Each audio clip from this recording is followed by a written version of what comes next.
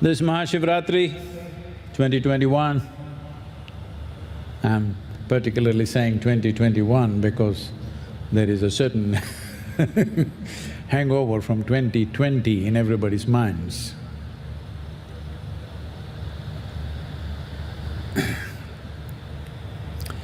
This land,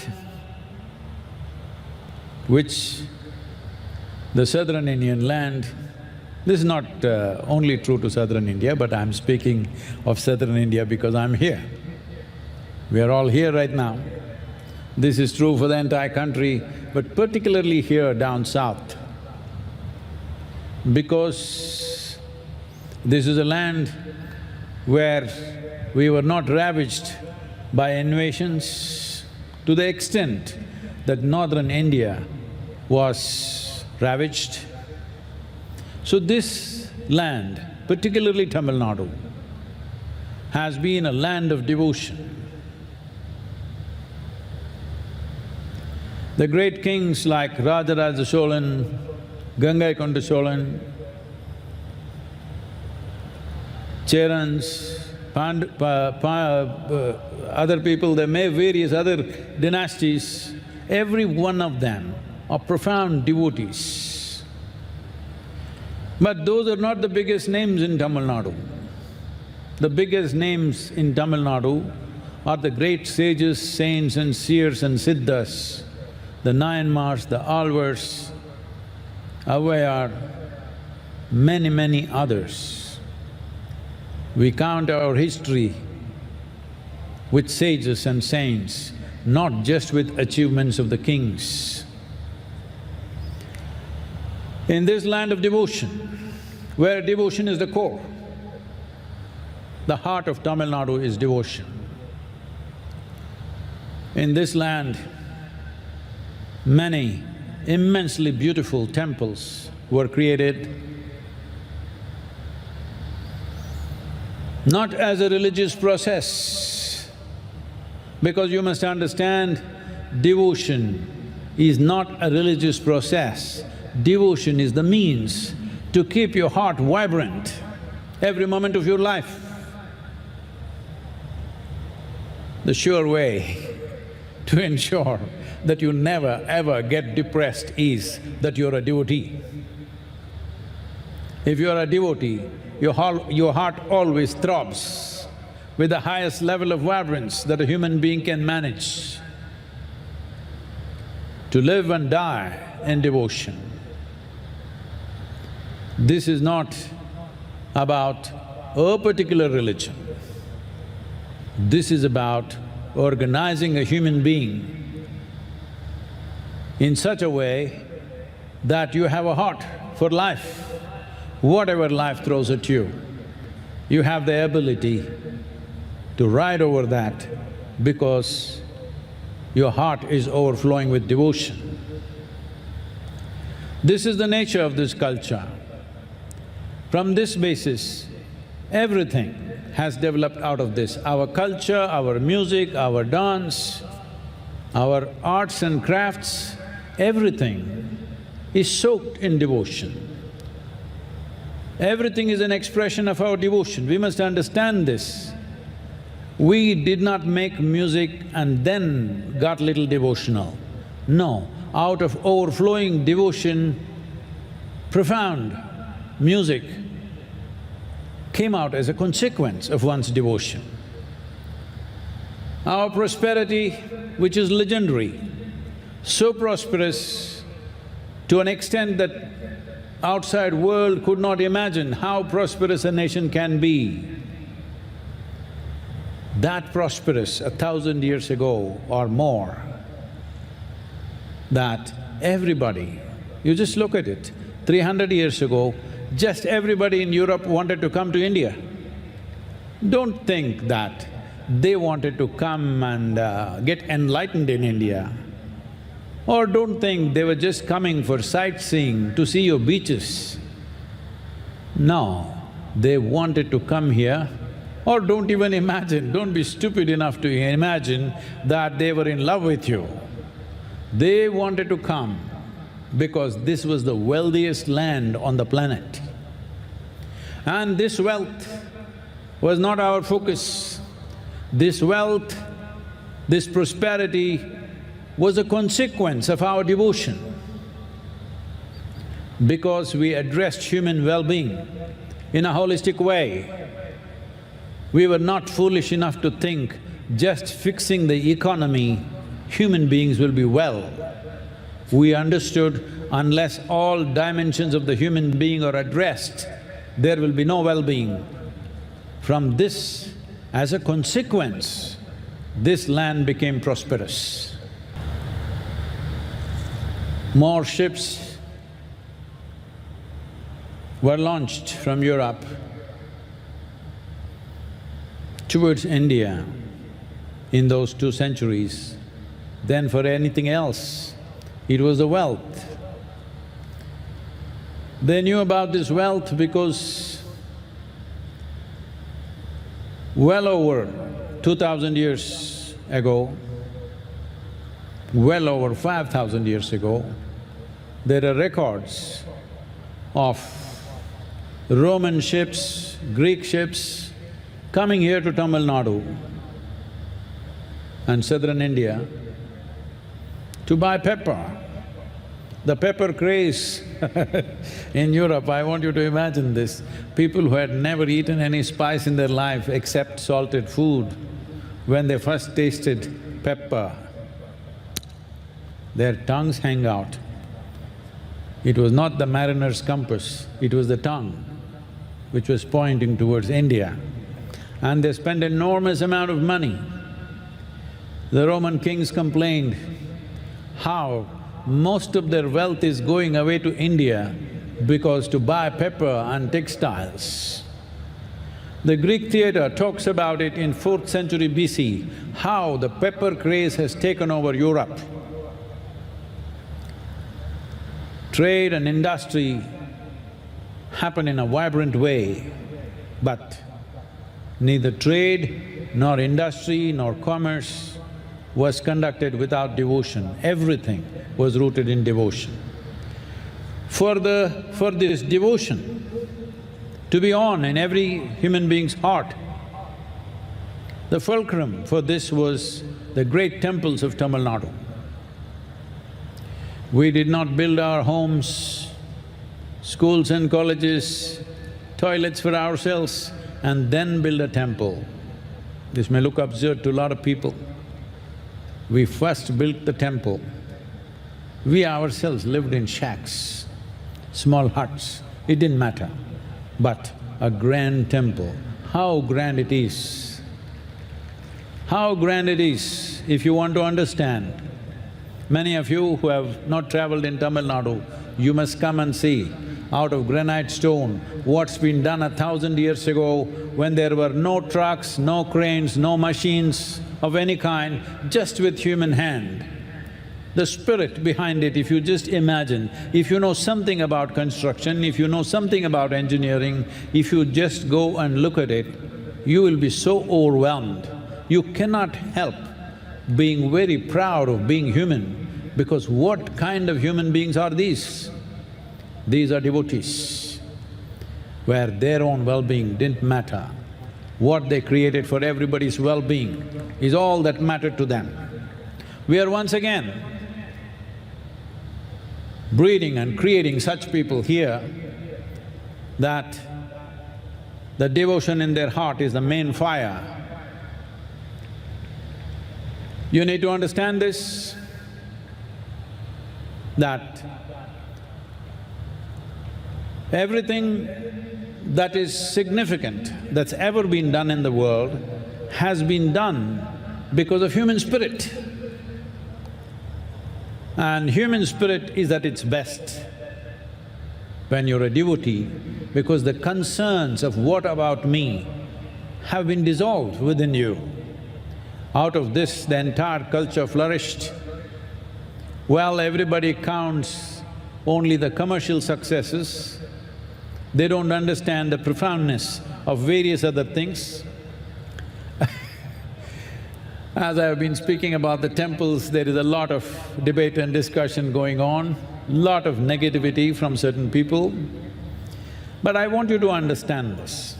Right now the problem is, I've been talking to so many people, if you say temple, they say revenue, Varamanam. It's very appropriate because when East India Company took over the temples, they put the temples in the revenue department, most appropriate. Because they didn't come here out of their love for the deities for which we were willing to shed our life. They came here because of the revenue, the wealth, the gold, the diamonds, the land. Not love, not devotion, greed is the ruling force. Now we are still talking the same thing. If you say temple, you say revenue. If I say Kaveri, people say revenue. What about the revenue? Well, I think you're not getting it. Let me speak like this.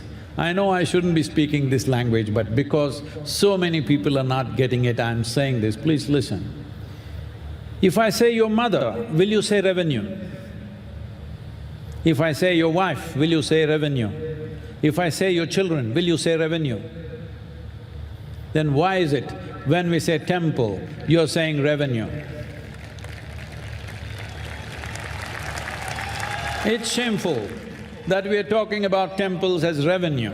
It's not about revenue. It's not about land. The gold has been anyway taken away, it doesn't matter to us.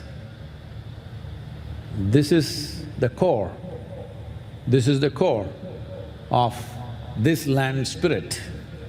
You cannot diminish it, you cannot put it down, you cannot mismanage it, but unfortunately, it's going in that direction. I want you to understand this, the temples were not taken over by the British government. It was taken over by East India Company, a business, and they put it under their revenue department. In 1817, this whole disaster started. Then it so happened that the Christian missionaries and evangelical people back home in England for them started protesting that Christian men should not manage pagan temples. So for that reason, they started giving it back, half-heartedly, because there was still gold, there were still diamonds, there was still revenue, but they started giving it back because of protests by the Christian community, fortunately. I'm saying this because today when I say these temples should be in the hands of the devotees, some people say, why can't we take over the churches? Why can't we take over the mosques? Why can't we take over the Jain temples, gurudwaras? No, you should not touch the mosque, you should not touch the church, you should not touch the gurudwara or the Jain temple, because there is one justice, one injustice. You don't have to multiply that. Instead of solving the problem, you want to multiply the problem. Nobody has any right to take anybody's place of worship, whoever they are, whatever they believe in. If it means something to them, it means something to them, that's all. But in Tamil Nadu, 87% of the population, their places of worship, unfortunately, is in the hands of the government by default, not by intent, because the East India Company did it and we continue like one famous, now recently very popular poet, American poet, said this, just ease is not justice. Unfortunately, this is continuing in Tamil Nadu and large parts of the country. We think if you just leave it as it is, it's justice. No, just is not justice. Now, what is it that I'm talking about? What I'm saying is, I'm talking about the fundamental rights of the citizens of India, and I'm talking about secularism, because in my understanding, to be secular means Religion does not mess with the government, government does not mess with the religion. That's my idea of secularism.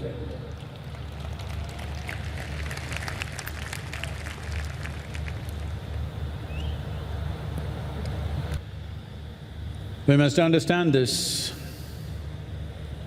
There's a profound science as to how these temples are built and above all, how they're consecrated. Here in Tamil Nadu, we have temples which have been consecrated by Agastya Muni, by Patanjali Maharishi, and many other sages and saints, particularly the 9 Mars. These are not just places of prayer, these are power centers for us to… these are windows to the cosmos, how we can open it, how we can realize different dimensions of knowing, how we can access different dimensions of knowledge. Right now, there is a certain number of people in the country who have an allergy to the word dimension, so I'm using it repeatedly so that today on Mahashivratri, they will at least stay awake, so that they can stay awake. It's my wish and my blessing. All those people who have filled themselves with hatred, today, at least today, cool it for one day, huh?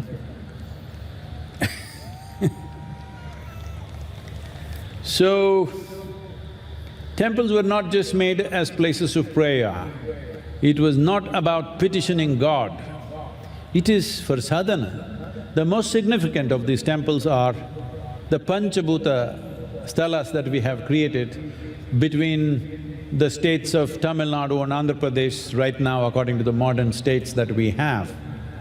For the 5 elements of earth, water, fire, air and space, we have 5 different temples. These 5 are to work in tandem like one big machine to create well-being, because the fundamentals of yoga is in the fundamental science called as Bhuta Shuddhi, the way of cleansing the elements and slowly gaining mastery over the elements.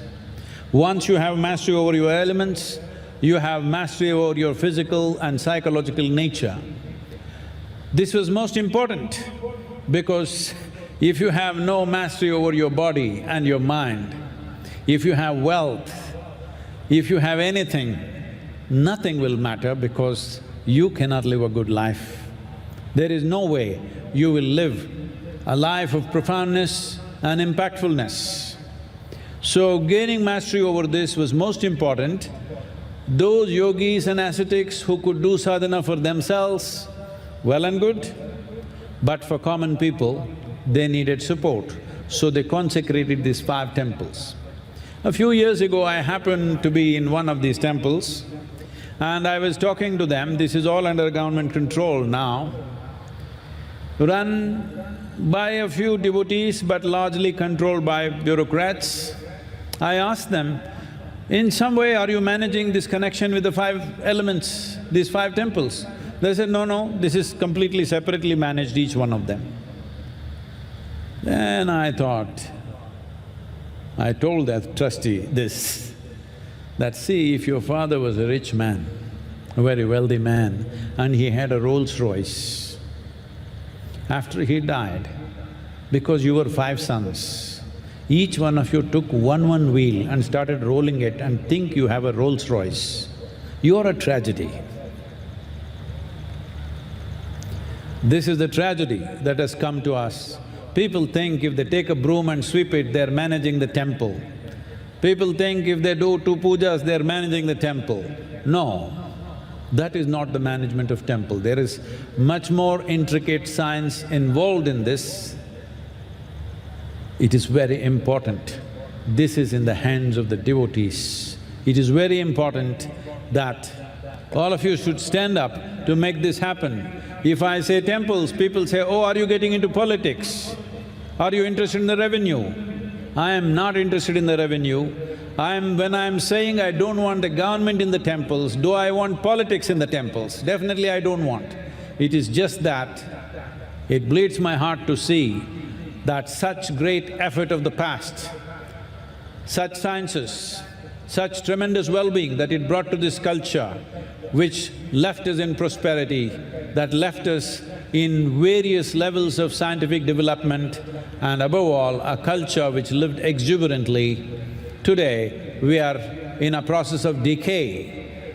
The UNESCO, oh, look at these guys, they've all come prepared. Okay.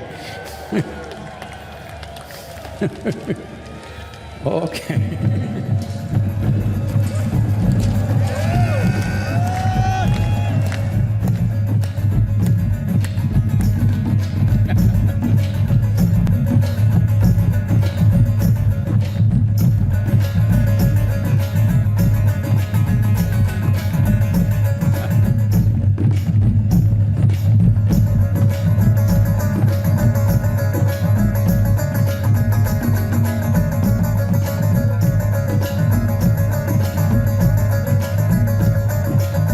I want everybody to see this, wherever you are in this country. This is what people feel, the soul of Tamil Nadu. This is how they feel. We are not protesters, we are not agitators.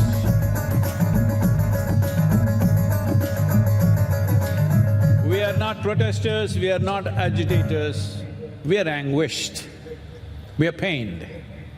So all these people who are raising their support with these banners, these are not agitators. We will not block roads, we will not block trains, we will not cause inconvenience to others.